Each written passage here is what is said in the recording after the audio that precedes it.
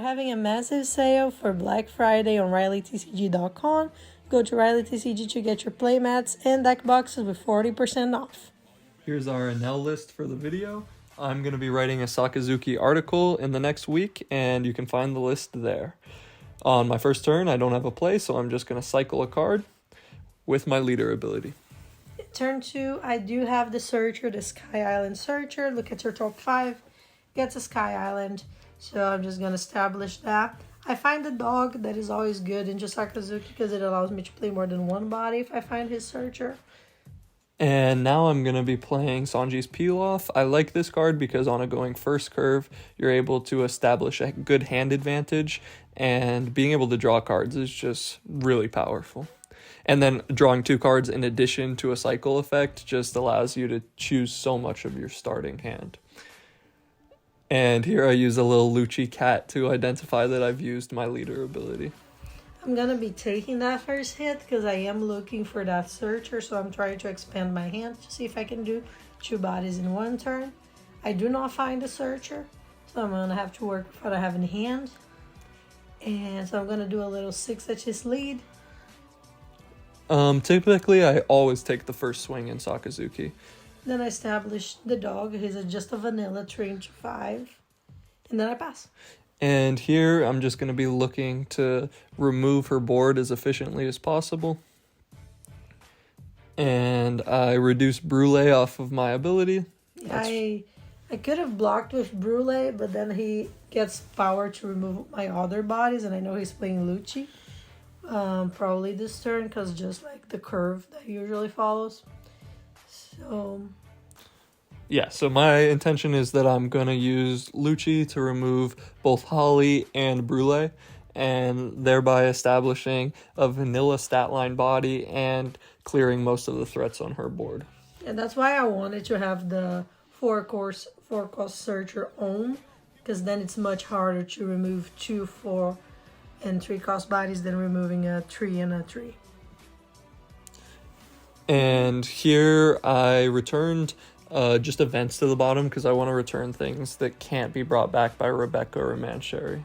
I do a 5k poke, and I am able to play Gedatsu that KOs a character with the cost of my opponent's life. He doesn't have a target, but at least I'm establishing a 5-cost body.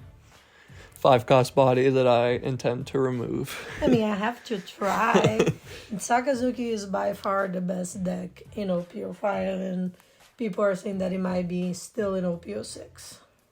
And just being able to establish such powerful bodies while also removing your opponent's board is just immeasurable. Yeah.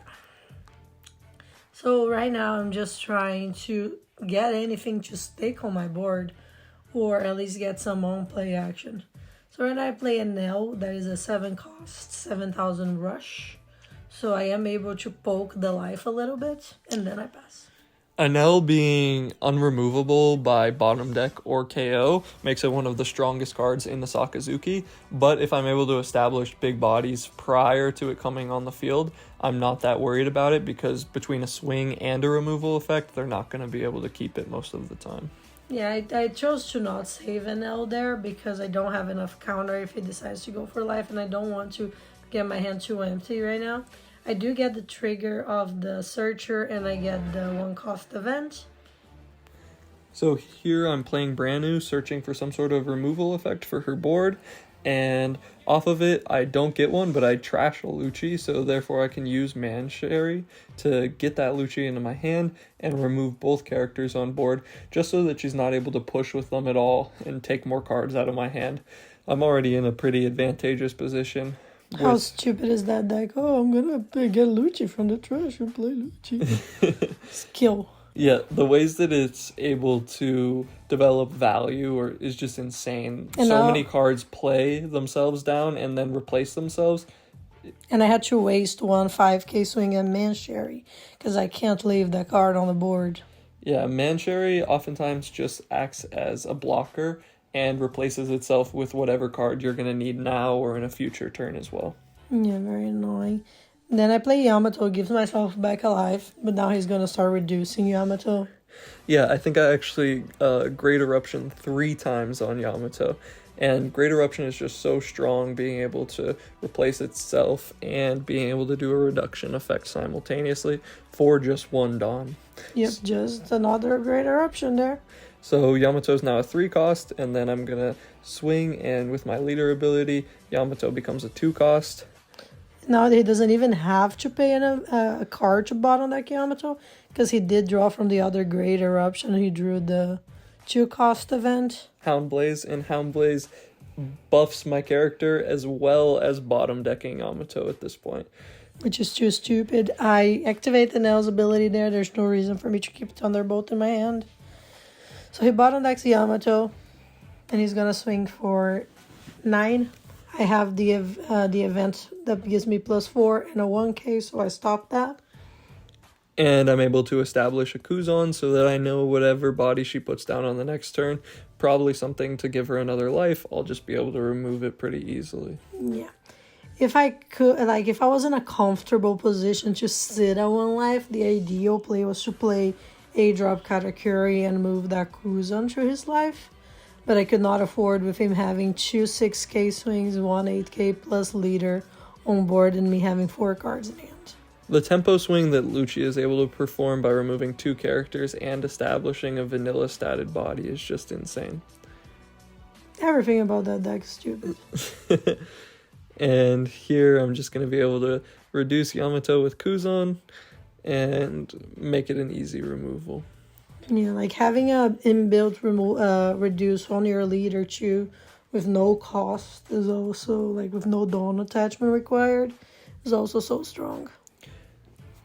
So now I believe I'm just going to use a Rebecca to play a Hina to further reduce the Yamato, and then I'll bottom deck it again. Yeah, like there's not much I can do at this point because I'm using all of my resources to not die, and everything I'm playing down doesn't stick.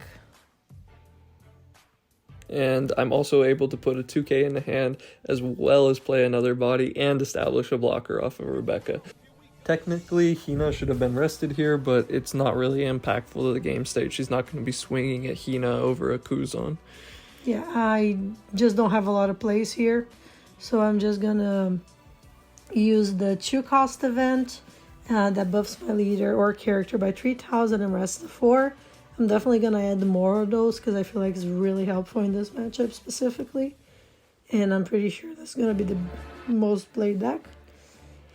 Then I swung 9, he counter out. I play Enel to poke a 7, but he's just willing to drop all counter now because he knows I have 2 cards in hand. So if he has all characters on board, I'm not winning. Yeah, now I can just easily push for game. And with Houndblaze, I can even swing at her life and then Houndblaze, force Enel off the field so she has absolutely no options. Yeah, which I already didn't have anyways. But I get the dog as my life. A trigger would have been nicer, but I'll take it. I'll take anything at this point. He is gonna Houndblaze. Look at that bitch. The disrespect. Yeah, I have 1 card in hand, 1 life, and he has potentially more 3 swings, I would say. Yeah.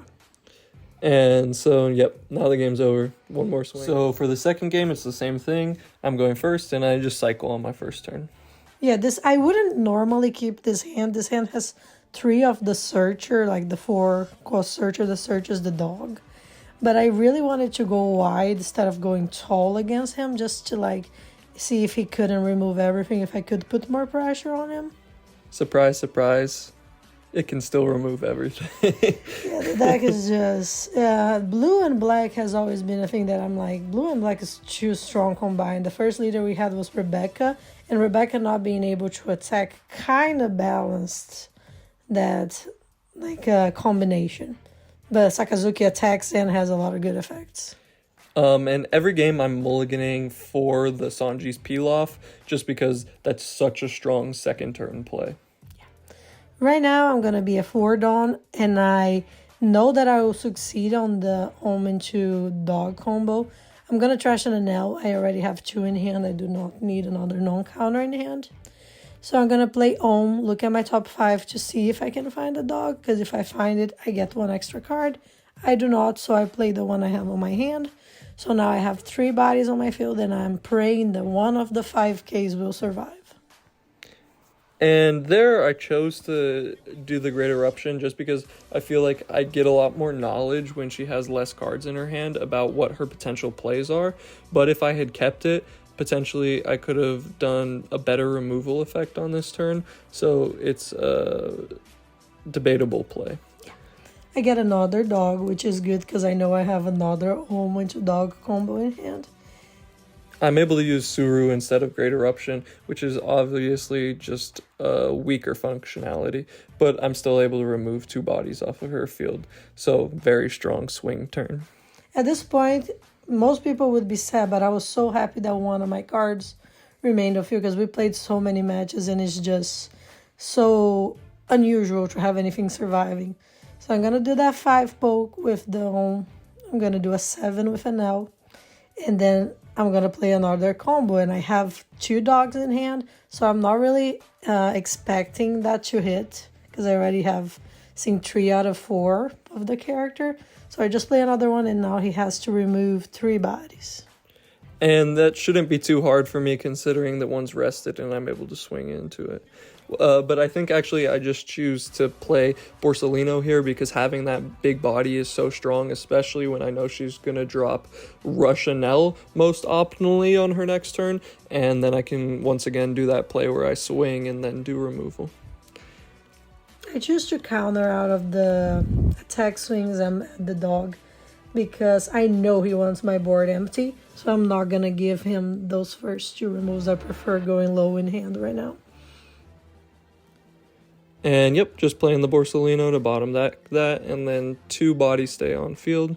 Which is a happy day here. We're celebrating. But she's down to only 4 cards in hand, so I'm feeling pretty comfortable. Yes, so I'm going to do the 5s with home. No, the dog. Holy. He's just going to give me all his counter. He does not want to go down in life.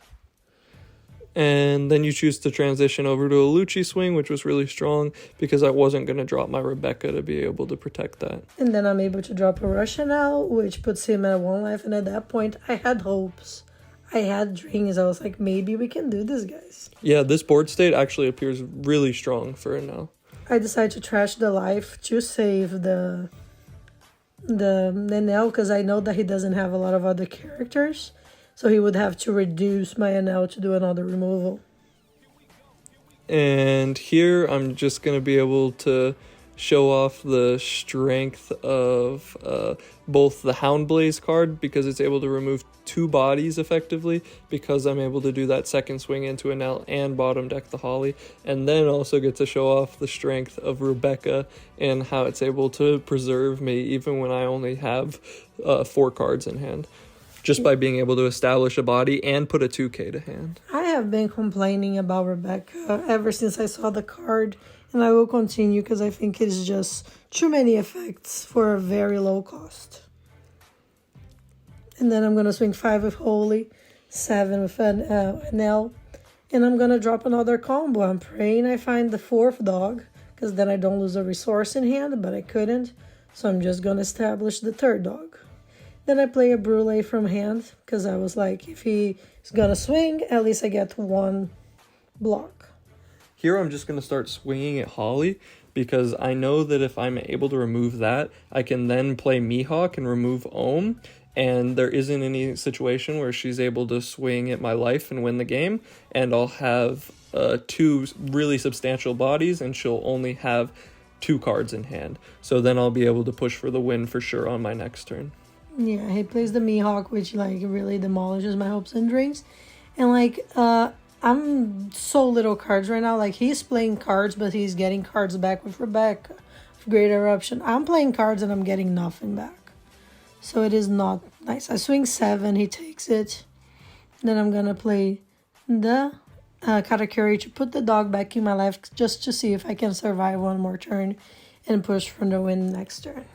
And here, because I do have the Rebecca and the Borsalino, I feel comfortable just waiting another turn and not pushing for the game right here. So I'm just going to do the first swing to get that 1 card out of her hand. So now I know that she probably isn't going to have the event that allows her to rest something. So I'm just going to play down my Rebecca, get a 2k, and play Borsalino. Potentially I could lose here if she does have the event, but I feel pretty confident that she doesn't with her low hand size. I mean, I would still need to have 2 events. You have 2 blockers. No, you only need 1. Because if you have 1 event, then you can rest one of the blockers, and then you split your Dawn, and you can swing 12-12. Okay, yeah. Forgot kind of curious there. I get surprised when something sticks in the board. I thought he was gone. So yeah, I'm just gonna do, I think that's a 7. No, it's a 6. It's good enough for it, a 7, I guess. And then an Enel, and I'm able to counter out of that. And then I just get to block with Rebecca, and my whole big board survives, and there's no way that she's surviving this turn. Exactly. I have 1 card in hand, 1 life. I do have leader ability that could by some miracle, I get the Shirahoshi, which is nice because it increases my hand size. I'm gonna trash the Yamato in the event because they don't have any counter value for me since I don't have a Dawn up. And then I counter with 1k. I trash the card to get my life back. Yeah. Yeah, but there's not really much you can do against this board. Yeah, at that point the game is already over. I really don't have a chance, so I just scoop. Sakazuki is really hard to go against. I definitely see some stuff that I can change on my list to optimize this matchup because I do feel like yellow has somewhat of a chance against Sakazuki, but definitely needs change for the deck. Yeah, I think one of the most oppressive cards that yellow has access to is the 2-cost event. Being able to rest both Borsellino and Rebecca and buff your leader to an extent even higher than what you would get with the Dawn is really strong. So definitely, there's stuff to work. This is probably just the first of our testing gameplays. We're going to be putting out more. Let us know which matchups you guys are interested in. And don't miss, the Black Friday is going till Monday. 40% off. More details and information are on our Twitter page.